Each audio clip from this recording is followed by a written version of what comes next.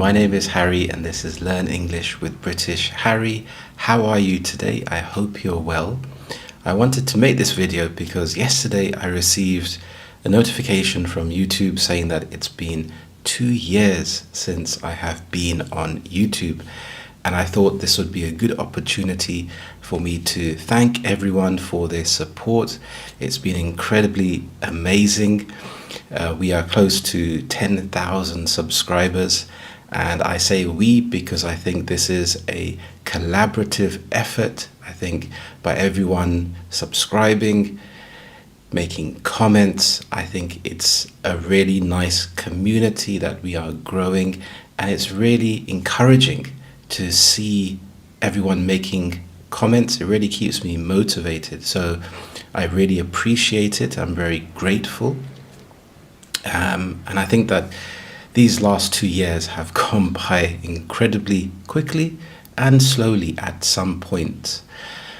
But I think it's also nice to reflect. So usually in the lessons and the videos that I create, there's a lot of planning that goes into it. So I thought it would be nice just to speak a little bit off the cuff and just to relay my feelings, and I think it's a nice thing to reflect.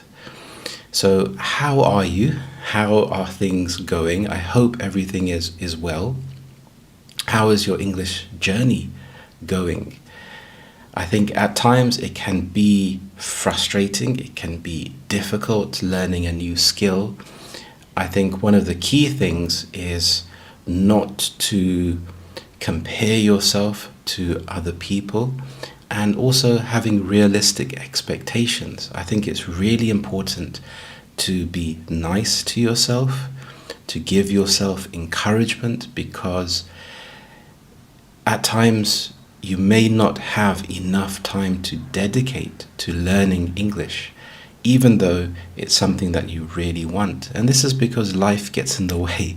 We all have things to do, and before you know it, you don't have enough time. So that's why I think, and I hope, that my lessons and videos really help you. And just by being immersed in the language, by listening to a British English teacher, I'm also a native speaker. I was born in London, and I think this really helps me to translate what I know in a way that's easy to digest, easy to comprehend, and helpful as well. Because by listening to English as much as you can, I think by osmosis, the words and the rhythm of speech can go into your brain and really help you at times. So I think it's useful to have a mixture of learning with intent, like I have a certain goal to learn some grammar or vocabulary, but also at times just listening to a native English speaker can be really beneficial. So doing things like washing the dishes or doing housework or even going to the gym or going for a walk, I think it's really beneficial. So I think not comparing yourself to other people, having realistic expectations, I think it's really important. In this YouTube space in particular, it can be very easy to compare yourself to others, and you can see other people growing very quickly, and it makes you question, am I on the right path with making these videos? But I think it's important to believe in yourself and keep going. You can choose to be more focused, more dedicated to what you are doing. For example, in the workplace, if you are overlooked by other people and you feel that your level of work, it also deserves recognition, don't feel disheartened. Just keep going. And I think the more that you keep going, keep showing up, the opportunities will definitely come your way. So I think there's a psychology to learning anything, learning a skill. I firmly believe it's like with humans when we are babies and we are learning to walk. there's not a doubt in anyone's mind that eventually you will walk. As a baby, you will fall over, you will stumble many, many, many times, but there's no doubt that you will eventually start walking. It's just a matter of time. So if you have this approach to your learning when you feel frustrated, tell yourself that it's just a matter of time before things start to click, where things will start to connect together. Think of it like a jigsaw puzzle.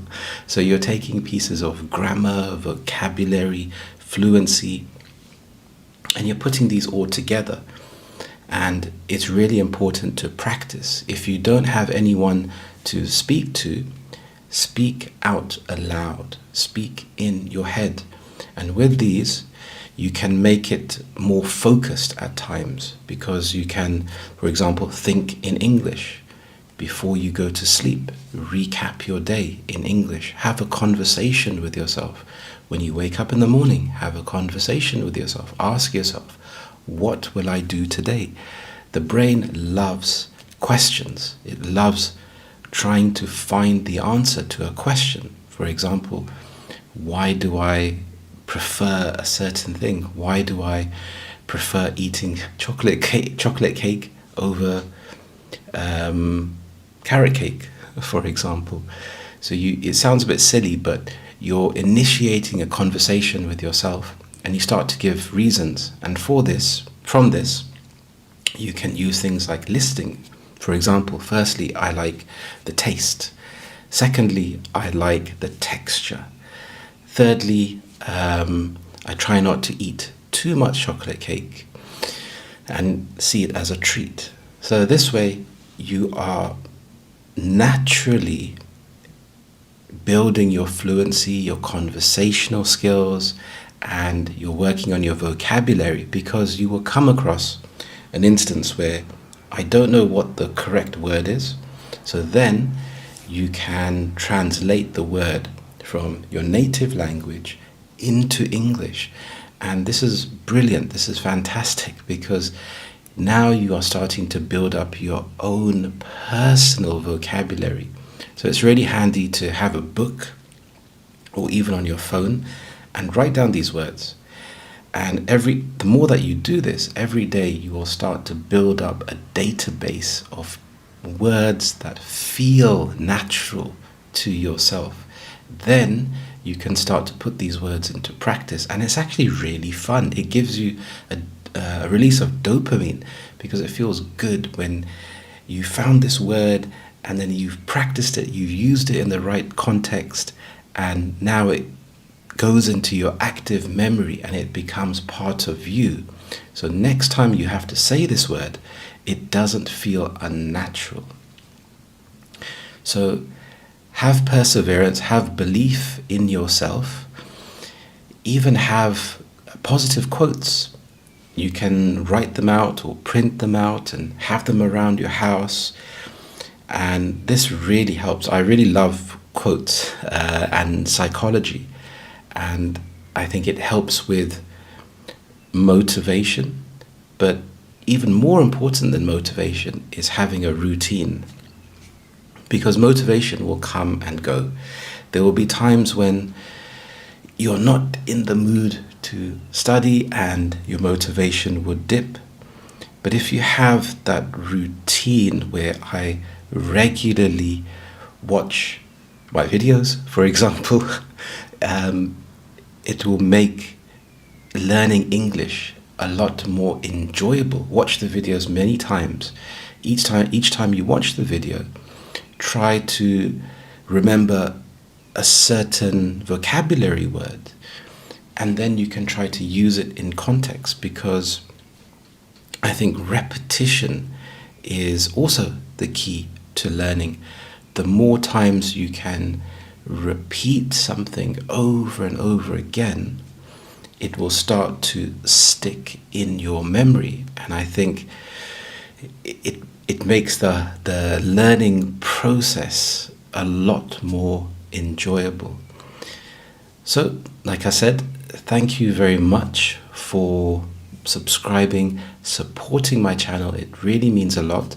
I've also created a fantastic ebook for you. It's completely free and has 5 brilliant tips to help you to improve your English. And these are practical tips, so you can start to implement them straight away. Moving forward, it would be nice to see this channel grow even more and to see how many more people I can reach and to help them to improve their English. It would be interesting to know, what are your hobbies and your interests? And I think this would be helpful for me to create some videos around these topics. Maybe I could include some vocabulary or phrases.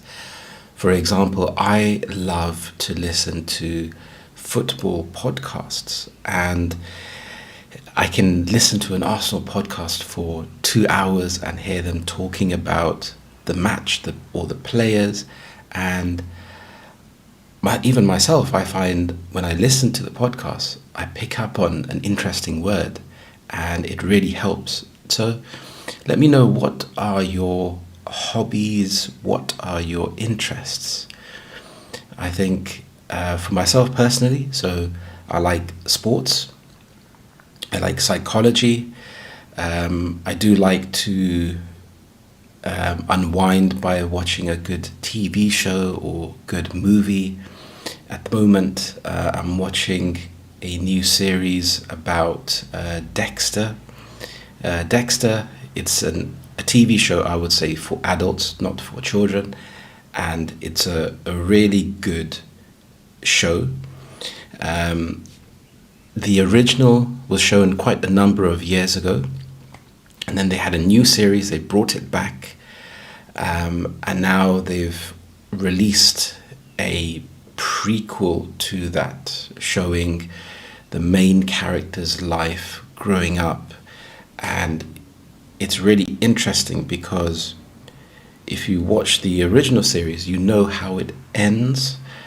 So now you are watching how the character developed. And it's interesting because you know how the story ends, but you can see and start to understand how the character made the decisions that he did because of the influences he had and the actions that he took in the past to influence him. So it's very interesting. Also, things like going to the gym, keeping active, I really enjoy. I don't really enjoy being in the gym. Sometimes I do, but I always feel better afterwards. And I think doing something very difficult, for example, lifting heavy weights, when my mind is telling me, go home, relax, why are you putting yourself through this pain? I think when you can do something difficult each day, it helps you in the long term. So when you have to face a challenge or something difficult, you almost have muscle memory and your brain remembers, hey, I've done something difficult. This is just a challenge. So you're reframing things. And I think it's something you can apply even to learning English. So when you feel that you are not progressing as fast as you want to, you can reframe it. You can reframe the situation. So you can think, okay, at least I am learning new vocabulary, and listening to it over and over again will eventually help me to absorb this information into my life, and then I can start to actively use this. So approaching things like this, I think, is really beneficial. I'm also working on a few more interesting videos that you will find entertaining and useful. If you have any suggestions for any ideas, please feel free to write in the comments. That would be helpful. Thank you so much for watching. I hope you have a lovely day, and I will see you next time. Thank you, and bye-bye.